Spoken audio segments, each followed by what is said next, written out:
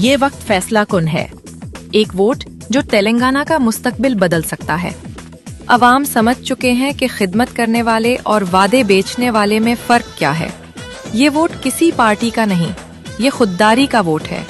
अब तेलंगाना को जरूरत है एक ऐसे साथ की जो तामीर करे, न कि उस हाथ की जो गरीबों के मकान तोड़ दे। फैसला आपके हाथ में है।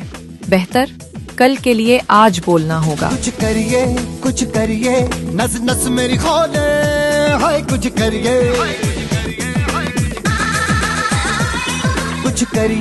कुछ करिए बस बस बड़ा बोले, अब कुछ करिए।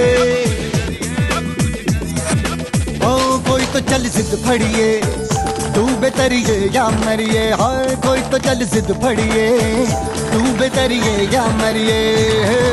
शक